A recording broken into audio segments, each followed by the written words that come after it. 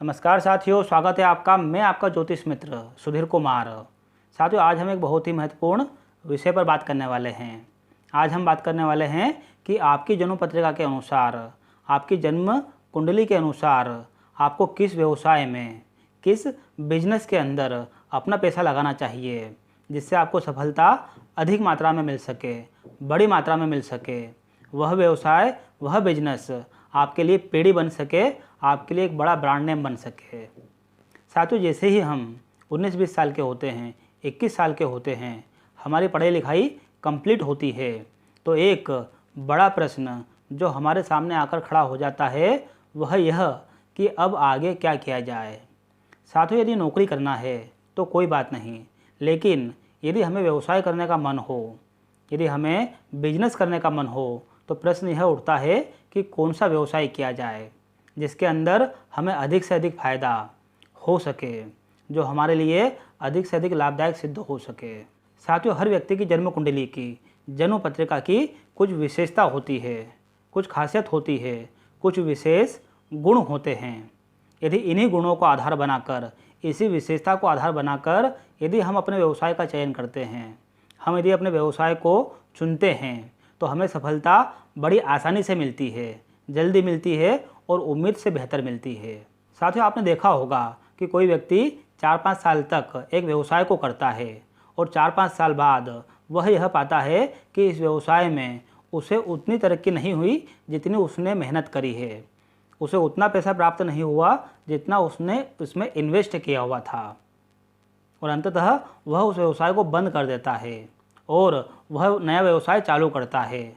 Luckily उसे नए business में, नए व्यवसाय में बड़ी तरक्की मिलती है। वह जो पैसा इन्वेस्ट करता है उसके अनुपात में उसको कई गुना अधिक फ़ायदा होता है। अब वह यही सोचता है कि मैंने पहले यह बिजनेस क्यों नहीं किया, क्यों मैंने अपने 4 से 5 साल का अमूल्य समय उस पुराने बिजनेस में दिया, क्यों उतना पैसा मैंने ख़राब किया, क्यों मैंने उस बिज़नेस में इतनी मेहनत करी। यदि मैं यह बिजनेस जो मैं करंट में कर रहा हूँ, यदि इसको शुरू से करता तो शायद रिजल्ट, शायद परिणाम कुछ और होते और शायद बेहतर होते। साथियों, ऐसा क्यों हुआ? ऐसा इसलिए हुआ क्योंकि उस व्यक्ति को इस बात का नॉलेज नहीं था कि कौन सा व्यवसाय, कौन सा बिजनेस उसके लिए फलीभूत साबित होगा, उसके लिए भाग्यशाली साबित होगा। उसे किस वस्तु, किस चीज़ का व्यवसाय अपने जीवन में करना चाहिए जिससे वह कम समय में अधिक से अधिक तरक्की प्राप्त कर सके, जिससे वह अपने जीवन में एक बड़ा पैसा कमा पाए।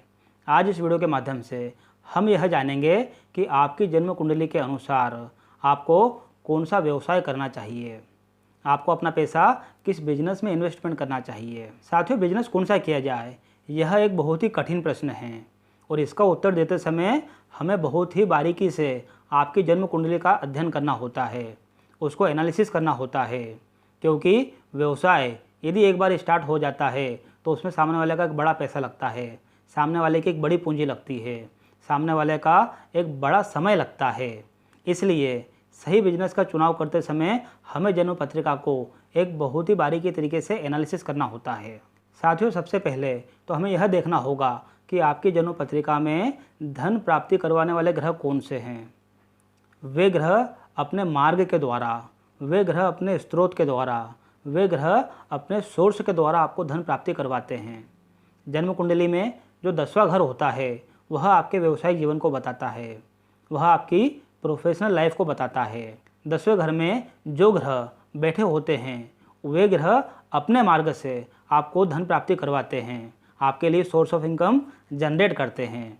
अब साथियों, कभी कभी ऐसा होता है कि 10वें भाव में एक से अधिक ग्रह बैठे होते हैं, तो ऐसे में कैसे डिसाइड किया जाए कि कौन सा व्यवसाय आपको करना चाहिए। अब यहाँ पर हमें नवमांश की सहायता लेना होती है। जो ग्रह नवमांश कुंडली में स्व राशि के बैठे होते हैं, उच्च राशि के बैठे होते हैं, जो ग्रह वर्गोत्तम होते हैं, मित्र राशि के बैठे होते हैं, उन्हें अधिक बलवान माना जाता है। साथियों, नवमांश को जन्म कुंडली की, लग्न कुंडली की आत्मा कहा गया है। जन्म कुंडली के द्वारा, लग्न कुंडली के द्वारा, चंद्र कुंडली के द्वारा जो भी बातें हमें सूचित होती है उसका कन्फर्मेशन हमें नवमांश में मिलता है। इसलिए नवमांश को देखना बहुत ज़रूरी होता है, क्योंकि ग्रहों का बल नवमांश के द्वारा ही निकाला जाता है। इसलिए यदि 10वें भाव में एक से अधिक ग्रह बैठे हो तो उनका बल हमें नवमांश में चेक करना होता है, और यदि जो ग्रह वर्गोत्तम हो, स्वराशि के हो, उच्च राशि के हो, उन ग्रहों को चुन के यदि हम अपने व्यवसाय की शुरुआत करते हैं तो निश्चित रूप से कम समय में हम अधिक तरक्की कर पाते हैं। एक स्थायी बिजनेस हम चुन पाते हैं। एक नई पीढ़ी और एक नए ब्रांड नेम की शुरुआत हो जाती है। आइए देखते हैं कौन से ग्रह के द्वारा हमें कौन सा व्यवसाय सूचित होता है, कौन सा ग्रह हमें किस व्यवसाय को रिप्रेजेंट करता है। साथियों, यदि आपकी जन्म पत्रिका में सूर्य ग्रह व्यवसाय के कारक ग्रह बनते हैं, बिजनेस के सूचक बनते हैं, तो आपको मेडिसिन का व्यवसाय, आपको मेडिसिन का बिजनेस करना चाहिए। वे चीज़ें जिनके अंदर बदबू आती हो, उन चीज़ों का व्यवसाय भी आप अपने जीवन काल में कर सकते हैं। सूर्य ग्रह चूँकि सरकारी कामकाज का भी कारक होता है, सरकारी स्रोतों का भी कारक होता है, इसलिए यदि आप अपना भाग्य सरकारी नौकरी में आजमाते हैं, एडमिनिस्ट्रेटिव स्किल्स को बढ़ाने के लिए आजमाते हैं, तो भी वह आपके लिए एक फ़ायदेमंद साबित होता है। साथ ही यदि आपकी जन्म पत्रिका में चंद्रमा बिजनेस को रिप्रेजेंट करने वाले होते हैं, चंद्रमा के कारण आपका भाग्योदय होने वाला होता है, तो आपको लिक्विड चीज़ों का व्यवसाय अपने जीवन में करना चाहिए। दूध, दही, घी या अन्य कोई सफ़ेद रंग की वस्तुओं का व्यवसाय भी आप अपने जीवन में कर सकते हो। चंद्रमा के द्वारा और भी कई बिजनेस रिप्रेजेंट होते हैं। यहाँ पर हम केवल लिमिटेड के बारे में ही बात करेंगे। साथियों, यदि आपकी पत्रिका में मंगल ग्रह आपके बिजनेस को रिप्रेजेंट करते हैं, तो आपको, चूँकि मंगल ग्रह भवन का स्वामी होता है, भूमि का स्वामी होता है, इसलिए प्रॉपर्टी बिजनेस आपके लिए बहुत ही ज़्यादा फायदेमंद होता है। इसके साथ साथ आप यदि चाहें तो खाने पीने की चीज़ों में भी अपना पैसा इन्वेस्ट कर सकते हैं। ये दो व्यवसाय मंगल ग्रह के मुख्य व्यवसाय होते हैं और इसके अंदर आपको एक बड़ा पैसा कमाने के मौके मिलते हैं। बुध ग्रह, यदि आपकी जन्म पत्रिका में बुध ग्रह आपकी बिजनेस लाइफ को रिप्रेजेंट करते हैं, तो आपको कपड़े का व्यवसाय अपने जीवन में करना चाहिए। कपड़ों के व्यवसाय के द्वारा आप अपने जीवन में एक बड़ा पैसा कमाते हैं। और भी कई अन्य व्यवसाय जो बुध ग्रह से संबंधित है, उसकी बात हम आगे करेंगे। साथियों, गुरु ग्रह के कारण जो व्यवसाय रिप्रेजेंट होता है वह होता है शिक्षा का बिजनेस, शिक्षा का व्यवसाय, जैसे कि कोचिंग खोलना, कॉलेज खोलना, स्कूल खोलना या किसी को ज्ञान देना। इस प्रकार के व्यवसाय आपको शिक्षा के क्षेत्र से जुड़े होते हैं और यह गुरु ग्रह द्वारा रिप्रेजेंटेटिव होते हैं, इसलिए आपको इसके द्वारा बिजनेस में एक बड़ा फ़ायदा, एक बड़ा पैसा कमाने का मौका मिलता है। साथियों, यदि शुक्र ग्रह आपकी जन्म पत्रिका में व्यवसायिक जीवन को रिप्रेजेंट करते हैं, प्रोफेशनल लाइफ को रिप्रेजेंट करते हैं, तो आपको स्त्री जिन चीज़ों का उपयोग करती है, जैसे साड़ी हो गई, ज्वेलरी हो गई, सुगंध हो गया, इनका व्यवसाय आपको आपके जीवन में करना चाहिए।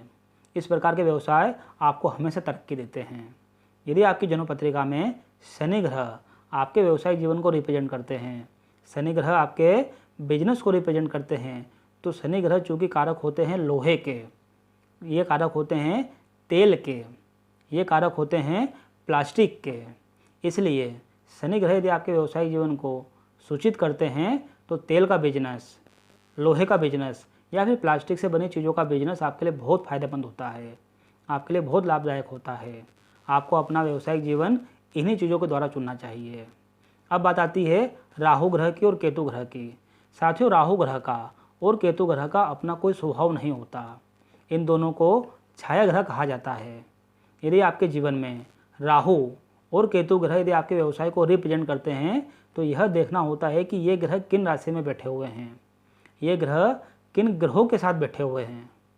ये दोनों ग्रह जिन राशि में बैठे होते हैं, उनके स्वामी ग्रह के अनुसार ये दोनों ग्रह जिन ग्रहों के साथ बैठे होते हैं, उन्हीं ग्रह के गुण दोष को अपना लेते हैं।